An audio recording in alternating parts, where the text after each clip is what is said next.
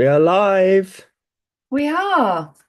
Welcome back. We are back. My voice is back. We missed last week because I couldn't speak. But yes, we are going to talk today about learned helplessness. So if you don't know what this is and want to know, Who are you, Kay? oh, good point. We'll come back to that in a minute. So we're going to leave them not wanting to know. That's the learned helplessness part. We're all real and human here. We just, we go with. Yeah. Yeah.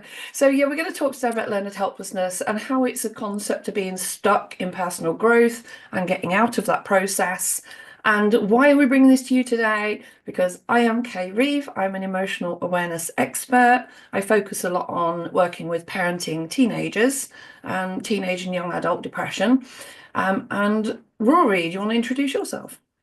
Hi there. My name is Rory Lemon. I go by Rory Lemon Aid. I'm a neurodiversity and creative flow coach, which is all about helping neurodivergent, heart-centered or compassionate creatives want to get out of their self-sabotaging. That could be mind, it could be addictions, it could be sabotaging things that are going on, and turning them into creative projects for their own mental health and also potentially business as well.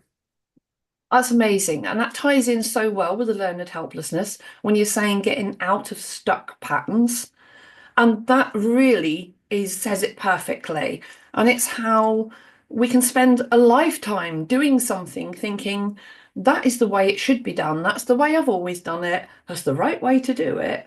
And then one day you discover actually that wasn't the best way to do it at all. And it doesn't mean the way you're doing it was wrong. And that's the whole point of learned helplessness. It means you've learned a way to do something and have been completely disempowered by not having the right knowledge to do it a better way. So it's not about anything being wrong, it's about finding a better way forward and being able to recognize when being stuck in life means that there is possibly something there in learned helplessness where you're missing information, you're missing values, you're missing connections, you're missing something that's going to help you get out of that pattern of being stuck.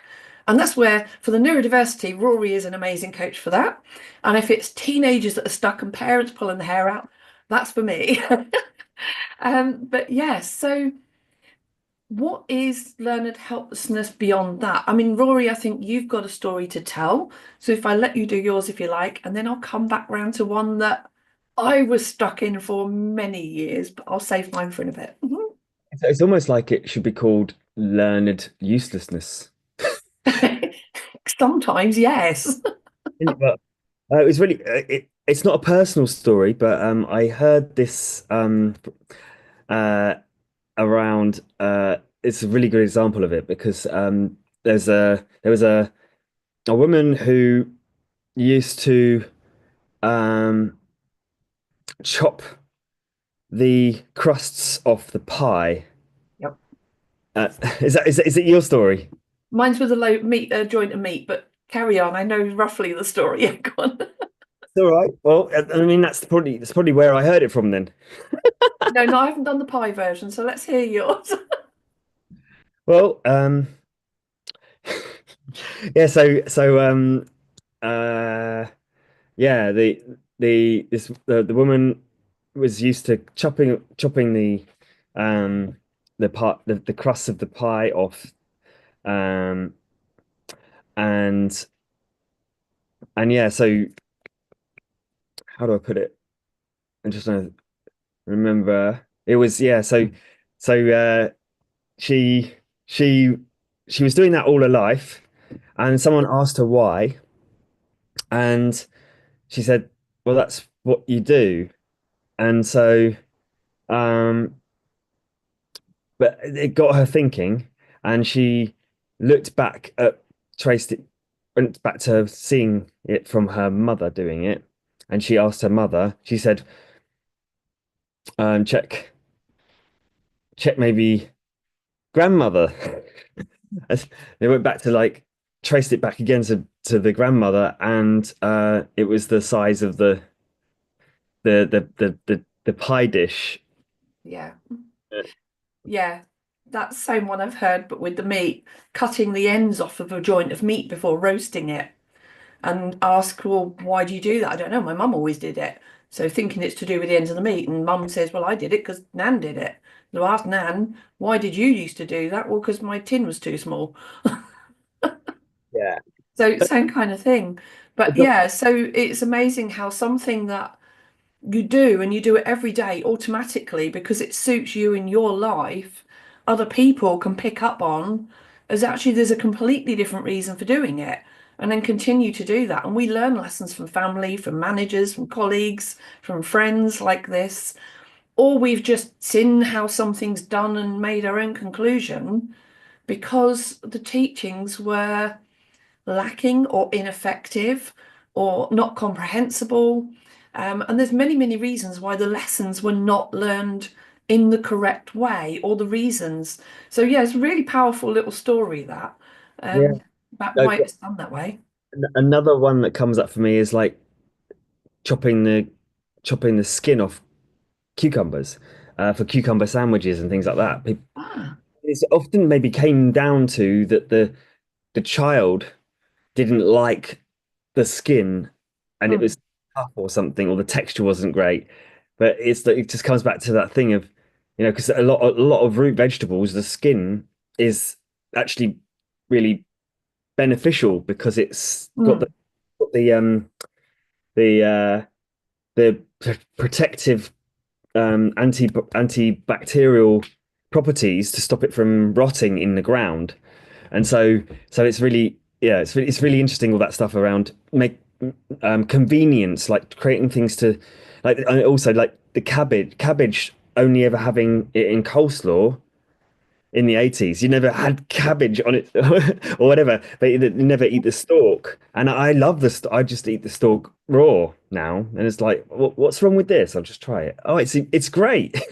Um, so it's yeah. just funny. It's funny how these things pass on. And I'm wondering, Kay, what do you feel is more of a serious impact on for someone in personal development? For instance, if there was what would be an example of a more um, an impact? Yeah, I mean, in terms of personal development, when you're talking personality wise, it's how people talk to each other. And certainly parents talk to children in a specific way, and they children from the age of 2 or 3 pick that up as their personality, their tone of voice, and they carry that on, and it's generational personalities.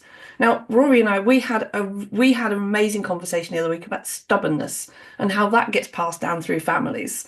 Mm. And I've got an ancestor who's, this is going to confuse you. You might have to replay this few seconds. My third great grandfather's brother was an admiral for the White Star Line. Okay. So 5 generations back across to a brother, he was an admiral on the steamships, the White Star Line. And where he was known as the millionaire's captain, because he was really quite powerful as a captain in his day, people wrote about him. Now, his history has been lost over the years. It's something I want to write about, is to put his history back together. Um, but when I read encounters that people write about him and his personality, it's like listening to some members of my family today. It's like I can hear that same personality through those 5, 6 generations that is still carrying on because we pass down certain tones of voice. And he's described as personable but aloof. And I'm like, yeah, that sounds like most of my family. Personal but very aloof. We don't mix with other people, but we're polite when we have to be. I'm trying to break the mold. So, So that really reminds me of something like a, well, culture. Culture has the word cult in it, and it's about yeah, specific rules. It's about specific things that are different from anything else to align with that set of rules, and it's got negative connotations, cults, but yeah, the um it's tradition, isn't it? It's tradition and how that transfers through, and whether or not that's actually causes a lack of empathy and fear of uh, different cultures and how hopefully the birth of the internet in one way is actually very, very useful because it helps to break the mold in terms of being able to be able to see um,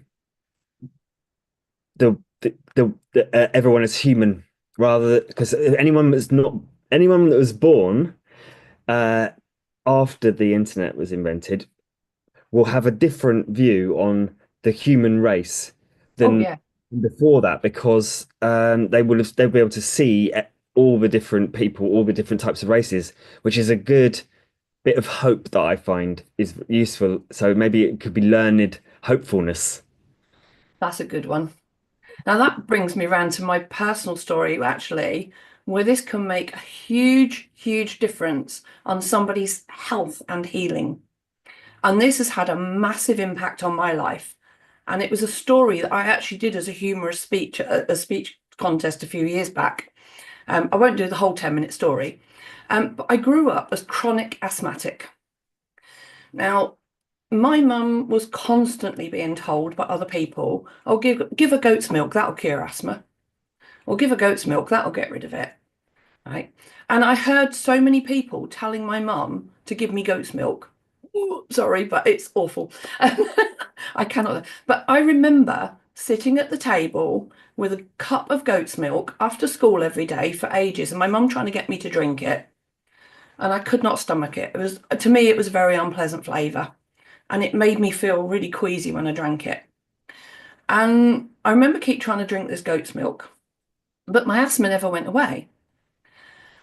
And that was when I was about 6, 7 years old. Now, I don't know if you know enough behind to know why that wouldn't work, but wasn't until I was probably in my about 40 years old that I learned more about lactose in milk. And goat's milk has a little bit less lactose than cow's milk. So that is why for some people who have, now, bearing in mind, I'd already been diagnosed with a milk allergy. Lactose is about milk intolerance. But I still didn't know this at this point, because at 7 years old, I hadn't picked up all of the medical terminology when I was diagnosed. I just know my mum tried to get me to drink goat's milk, and then I didn't. But she never removed the cow's milk. I still had milk, cream, cheese, ice cream, yogurts, custard. We had all the desserts every day. So my diet was filled with dairy, and my mum was just trying to give me 1 cup of goat's milk a day. But when I realised that actually the goat's milk has less lactose than cow's milk, for somebody who's lactose intolerant but not on an extreme level, that could be the difference between being asthmatic and not. But that's for lactose intolerance. But it wasn't until 14 months ago that I had another set of testing done. And again, it confirmed my milk allergy for the first time since I was 7. That I then learned that I'm not lactose intolerant at all. I'm allergic to the casein in milk. So all of those years, people told me, and even my adult life, people would say, "Oh, if you're asthmatic, take goat's milk." And it's completely false evidence. So I'd spent all my life in learned helplessness, still continuing consuming dairy, thinking, because I hadn't been passed on this information. I just remember being tested at 7 years old, being given goat's milk, and the rest of the information I was never taught. So it wasn't until just over a year ago I learned about the casein, which is the protein, and that's the bit I'm allergic to. But I'd already cut dairy out years ago, not knowing that I was also allergic to many other alternative milks. I finally learned about them as well, and now I've cut all of them out. I'm recovering. It's amazing. But that is how powerful learned helplessness can be. It's impacted my health my entire life, and I'm still recovering from it. So, yeah, sorry, you went, your turn, your turn. I just wanted to, yeah, I just thought of something then, and I don't want to go off on a tangent here, Mm. but the pasteurized normal milk, cow's milk, pasteurized, the proteins also get destroyed in the process. So they're actually an irritant generally as well. So in a lot of in some, but people have got certain types of gut flora, or they've got functioning guts, and there's like so many factors to this. I'm not going to go into that detail, but it's just again, it's another thing where it's it's it's it's it's basically cosmetic. Uh, there's not any real use to the milk other than people used to the flavor and they're used to having it. So Yeah. yeah, And I think that's the thing. I'd grown up with parents who said, "Oh, you have to have your milk every day. Milk's an important part of the diet. That's where you get your protein and all the health benefits of milk." But actually, all these years, I thought milk was a health benefit, and because the government say you have your five a day and milk's in there and your cheese and your eggs and all of that, never knowing I was allergic to most of the proteins. Um, so yeah, it's that is basically what learned helplessness kind of boils down to. But then for something else, it might be a different reason. Like doing something in a factory, like you said, oh, it's always been done that way. Could be costing a factory thousands of pounds by people adding in steps to processes that are not needed. Or cutting them out when they should be doing them because they think, well, so and so cut that out, I will. And then they end up with faulty products. So it can work both ways. yeah. But yeah, get so excited about stuff like this, but Keep going. Yeah. it also gets applied to um, empirical science as well. So it's not just a case of it being like a Chinese whisper in the family kind of thing. It's exactly like we were just talking about with the milk science. um, but yeah, so that idea of um, yeah, how they thought uh, too much all fats caused cholesterol to go up. I mean, it's completely not true.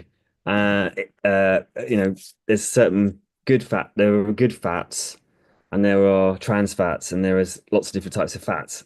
And and so yeah, it's one of those things where until they realized that it was the sugar, not changing the sugar intake and testing people with just as much sugar and processed flour and stuff, and normal diets, hamburgers, chips, whatever, all of that stuff, and then just adding more fat to see whether the fat goes up or not. It's yeah, it's fascinating. It's fascinating, but the idea that taking away the sugar meant that the fats got burnt properly because there's the Keto fuel. diets.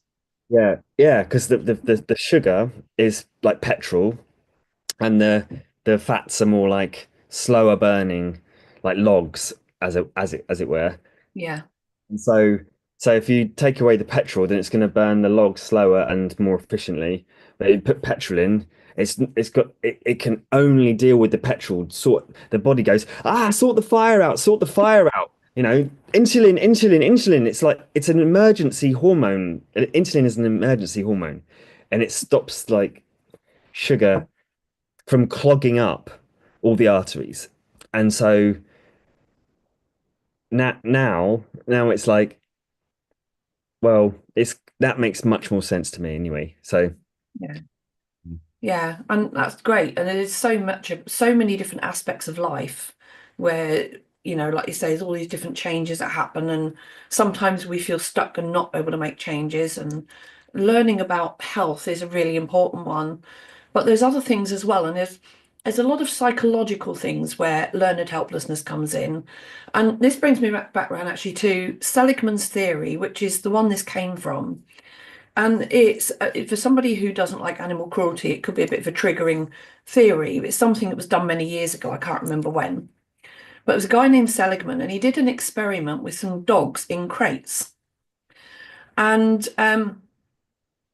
they put dogs in crates with lids on. And if the dogs tried to get out, or they had collars on or something, and if they tried to get out, that had lids. They tried to get out, but they were electrocuted or something, or they zapped the dogs. So the dogs could not get out of the crate without getting zapped. So if they tried to push up on the lid or tried to climb out, they got zapped. So like the electric shock treatment. And they did it with some dogs, And others they kept in the crates, but without the electric treatment, without the shock. And what they did after a while was the dogs that had constantly got shocked trying to reach through the roof of the cage learnt to stay down and not touch the roof. The other dogs would still try to get out of the crates. And eventually they took the lids off to let the dogs free. The dogs, without the shock treatment, escaped the crates, while the others still stayed in their crates and wouldn't come out even though the lids had been removed. Mm. And another one that's very similar to that is the theory of an elephant with a chain around its ankle. They chain an elephant from very young around the leg and they can't move because it holds them. But as they grow, they get to a point where the keeper can put around the chain a simple wooden stick into the ground, but the elephant thinks it still can't escape that chain and has learnt not to pull. And it will not try to escape, even though it could quite easily walk off with the stick and the chain.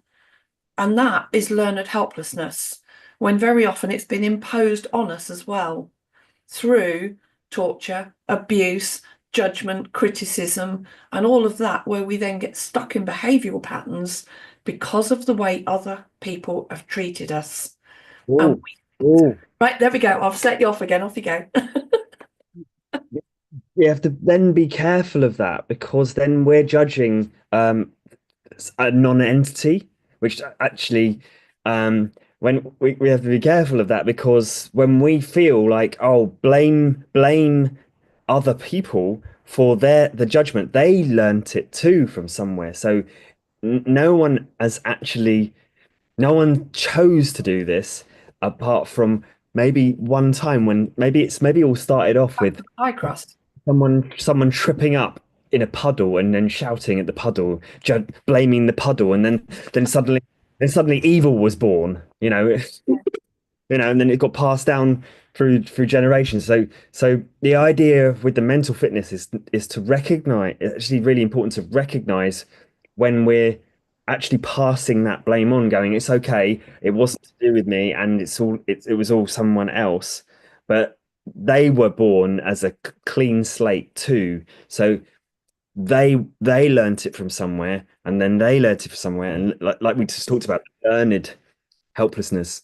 Yeah. So that's like saying, well, look, all those pie crusts or meat ends I've wasted, that was all your fault. And then the mum going, no, but that was all Nan's fault, because she always cut them off. And Nan going, yeah, but I had to, And Judgment, yeah, so it's paying the behaviour forward and then paying the judgment backwards and forwards. And yeah, not judging at all it can anymore. crazy. Yeah. That's the aim, Yeah. is to just realize that it's all made up Yeah. and to important to um forgive everything.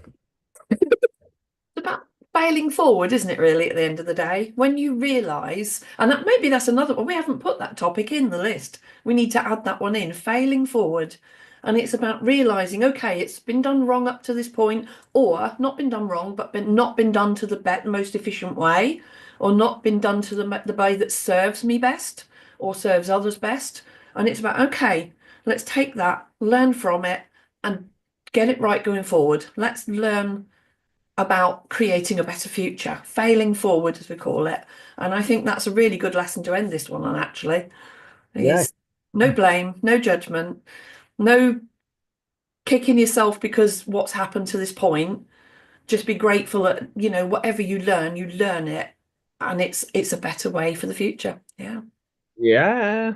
And yeah, the only last thing I'd say on that is it's a consistent practice because our judge, it has been learned. It's been enthused, and maybe future generations where we've recognized this and it gets taught in schools before it all catches fire and carries on.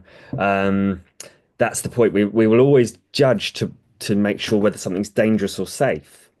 And that's the point, is that that's normal to go, is it dangerous or safe, right or wrong? But it actually isn't any, it doesn't mean that because it's perspective. So someone makes a joke of a comedy sketch about a particular thing, and one person went through that as a traumatic experience, it's upsetting to them. But to the general public, it's hilarious because they are not attached to that joke. So it's really about a sense of um, just knowing that the judgment comes up, but it's going, oh, there it is. I'll put that down again, you know? Mm. So Yeah, that's awesome. And I think also brings in, not that I want to throw too much in today, when you've had this particular way of doing things through generations or like through workplace, one colleague to another and so on, and through culture over centuries even, when we're looking at various types of religion, it's all the same kind of concept going from through thousands of years in how people are learning from others. But it's then that person going, oh, and the analytical mind kicking in to go, is this the right way to do it? And then questioning it. The power of questioning analytical minds is really important for growth and change.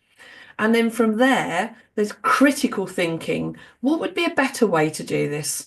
What's a way that is going to serve people, be more cost effective, change people's health, a way that's going to, improve culture. So when you put this learned helplessness through analytical thinking, critical thinking, and growth and change, it's powerful.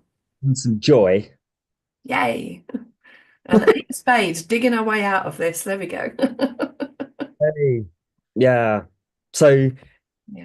what would you say, Kay, is that you specifically on this topic, how would you help someone to tie this up? How would you help the people you help with this topic?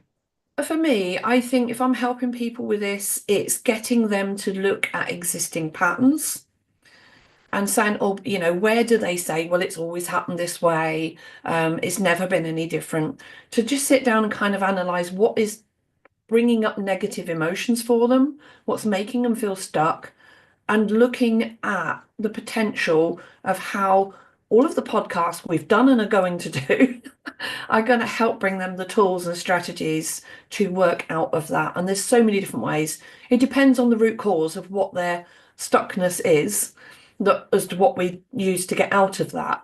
But I think the most important one, first of all, is when you are feeling stuck, it's like a form of feeling lost. Having a conversation and having somebody else to help you find directions is really powerful. And so we're here. Reach out, have a conversation with us. And we'll put both our website links in the chat, in the description, and you can contact Rory or myself. And let's get unstuck, let's grow and have a better future where we don't waste pie across the meat ends and time and money and health and be Yeah, more conservative with all things for the right reason. that sounds great. Where do I sign? Uh, so Chat below. yeah, and if anyone wants to explore, I'm very passionate about that core central judgment process. And if it's catching, because it spreads into so many other things. So as soon as we don't realize we're judging, then automatically we're caught up in other sabotaging thoughts and feelings that are coming up. So if you are interested in that, then yeah, reach out. And I will vouch he's very good at that because he catches me out on this. I cannot get a judgment through Rory without him picking up on it, even unintentional ones. So it's absolutely amazing, But thank you for jumping on the podcast with me again today, Rory. That's been absolutely one of the most fun ones we've done so far. That's been really good. Yeah. So, and next week we are going on to, I believe, the circle of influence. So we're going to take this a whole new level next week. Yeah. So two Right. versions of that we're going to look at and talk about.